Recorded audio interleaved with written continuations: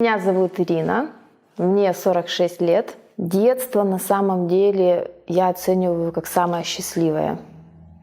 А в мои 46 лет мне удалось, как я думаю, прожить в 3 эпохах.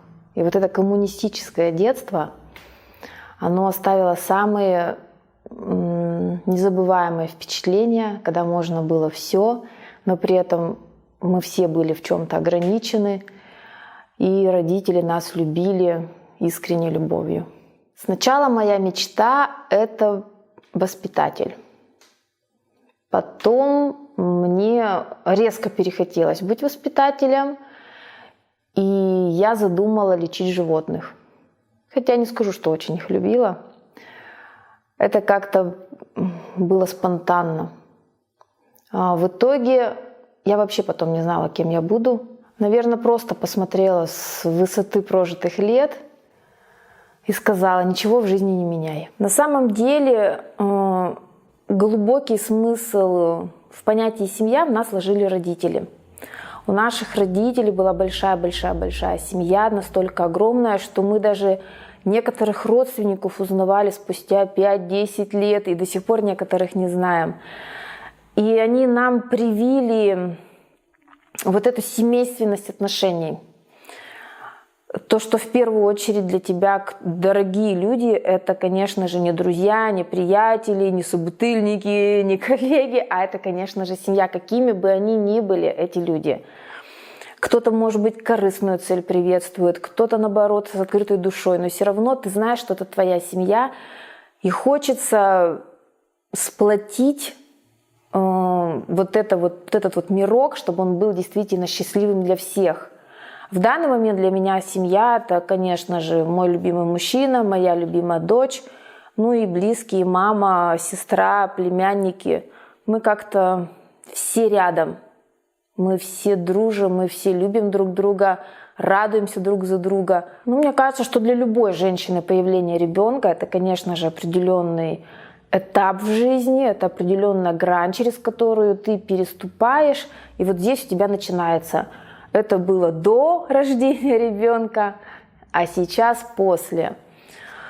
Моей дочери 16 лет. Вы понимаете нашу разницу в возрасте в 30 лет. И мне кажется, в этом возрасте детей всегда рожают осознанно. Женщина, когда подходит к этому важному шагу в своей жизни, она, конечно же, понимает: первое — это ответственность перед будущим ребенком. Второе — то, что действительно создается новая семья. И в этой семье каждый должен быть счастлив. Каждый должен занять свое место. Каждый должен определиться со своей ролью. И вот начиная воспитывать ее в самом, так скажем, еще до годовалого возраста, уже все равно мы занимаемся воспитанием, и начиная воспитывать ее тогда, уже понимаешь, что этому человечку хочется дать все. Хочется дать все, что у тебя есть, то, что у тебя не было. И уже через 15-16 лет начинаешь оценивать, действительно ли получился тот ребенок, которого ты хотела. В моей жизни это сплошное счастье. Никаких разочарований, никаких неоправданных надежд. Может быть, потому что я очень много общаюсь с молодежью, с ребятами ее возраста, и я понимаю, что здесь не надо давить, не надо ограничивать, а позволить детям нашим быть свободными, счастливыми, то, что непозволительно было нам. Единственный, наверное, страх — это за будущее своих детей. Не знаешь, что их может ожидать в будущем, не знаешь, к чему ты можешь их подготовить. А больше страхов нет, потому что всегда с этим справляюсь, уверенно. Самое мое большое разочарование — это разочарование в людях. Когда ты надеешься на что-то, когда ты думаешь, что этот человек с тобой откровенен, чист, приятен тебе, а в итоге оказывается абсолютно противоположным типом.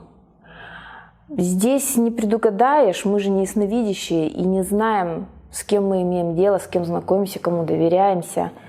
И когда вот это разочарование в человеке приходит, сразу становишься обозленным на весь мир, сразу начинаешь приравнивать других людей к нему, сравнивать, измерять, какую-то оценку делать.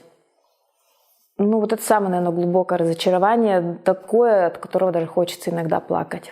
Это да, это было в прошлом, сейчас уже все оцениваешь по-другому, сейчас смотришь по-другому, в большей степени стараешься любить себя, потому что ты понимаешь, что кроме себя тебя никто больше не полюбит так глубоко и чисто.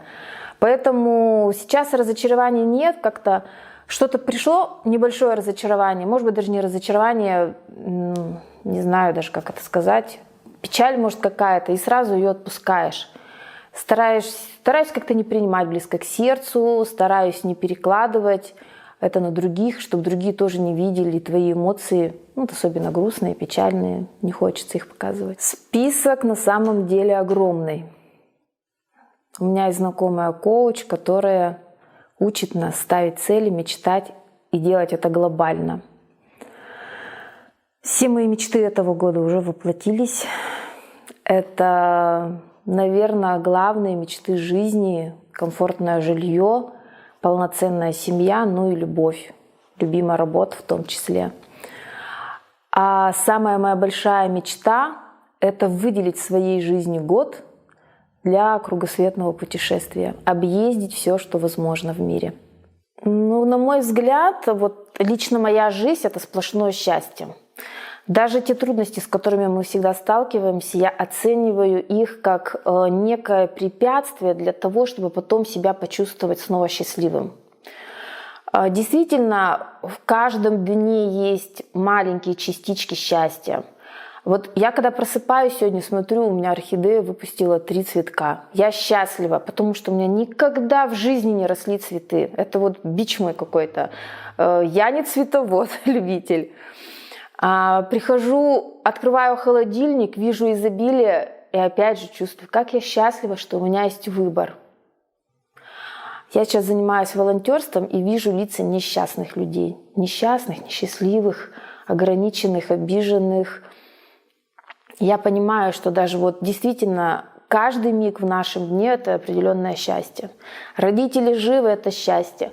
Здоровье у тебя в порядке — это счастье. Приходишь на работу, видишь глаза у студентов, которые хотят что-то от тебя узнать или просто поболтать, там, отвлечься от лекций. И ты уже понимаешь, что это счастье, потому что есть люди, которые нуждаются в тебе.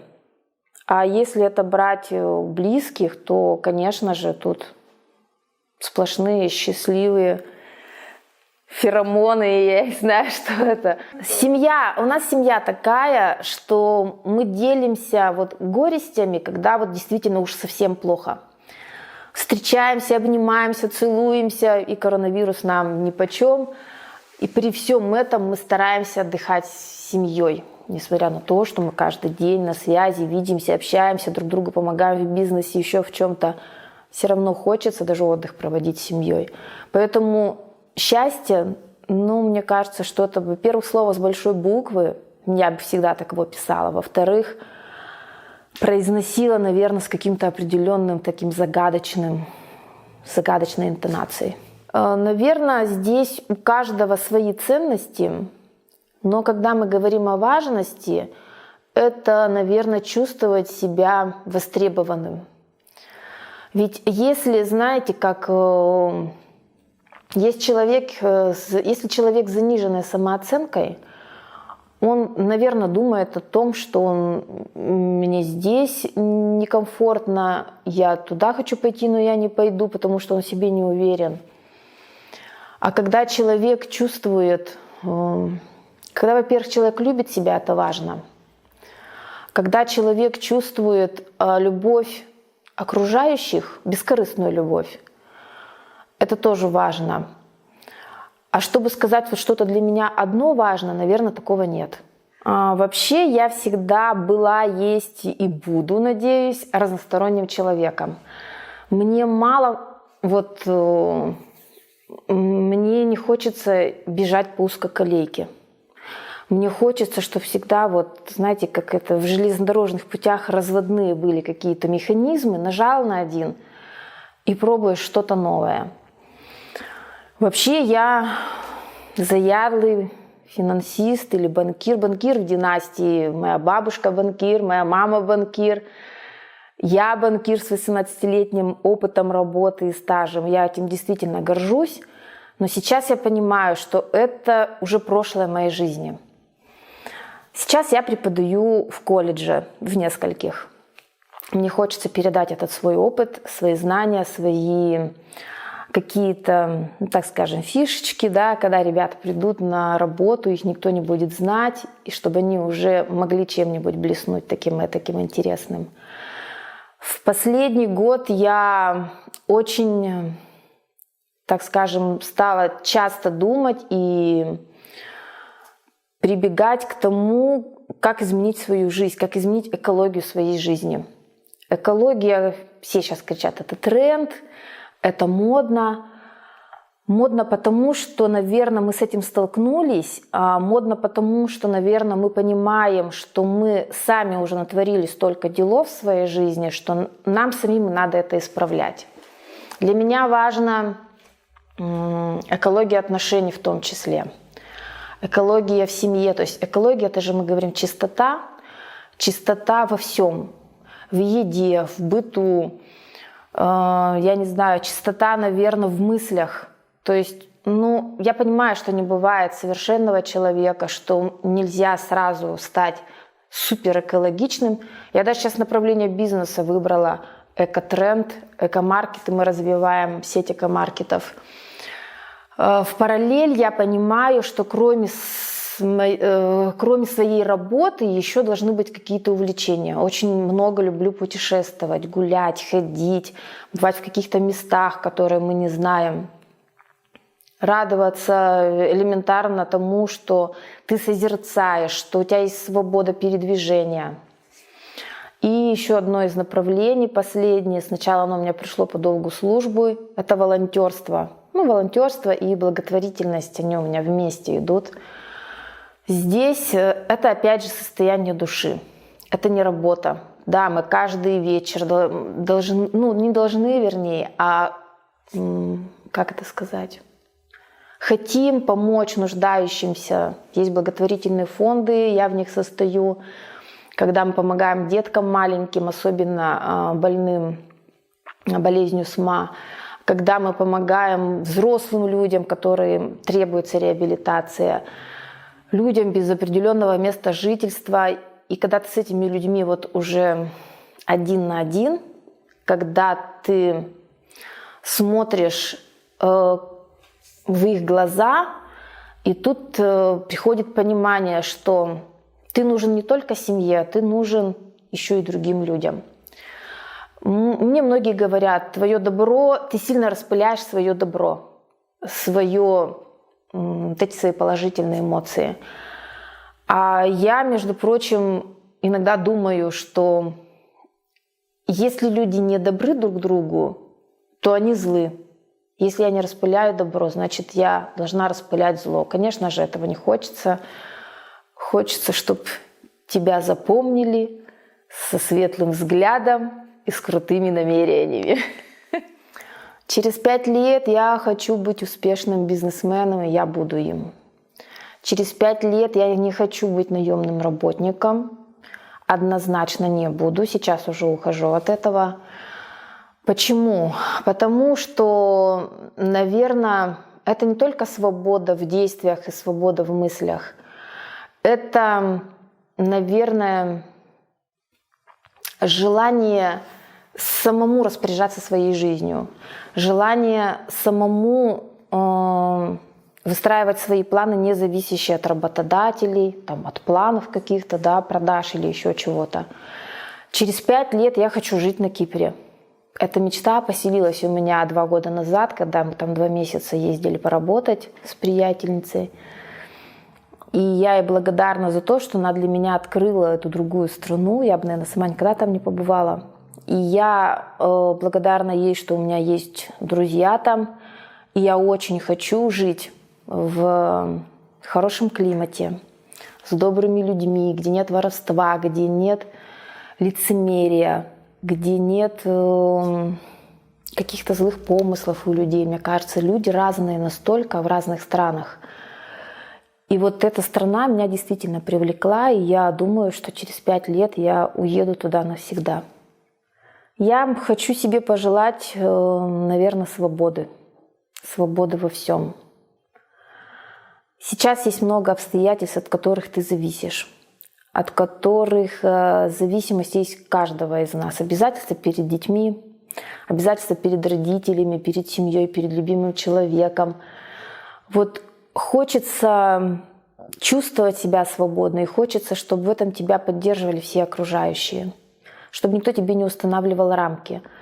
Хочется пожелать самой себе больше узнавать себя, раскрывать свой какой-то внутренний потенциал и больше давать самой себе возможности реализовывать то, что ты не успел реализовать. Ведь мы как родители думаем, если я в этом не состоялся, то таким должен быть мой ребенок. Нет, не должен. Ваш ребенок вам вообще ничего не должен в жизни. Это вы должны сами воплотить, независимо в каком ты возрасте. Ты можешь в 80 лет пойти научиться играть на баяне. Или как я в 45 лет научилась кататься на горных лыжах, но я при всем этом действительно боялась высоты, боялась сломать свое здоровье и что-то там еще. Поэтому пожелаю себе, наверное, больше свободомыслия.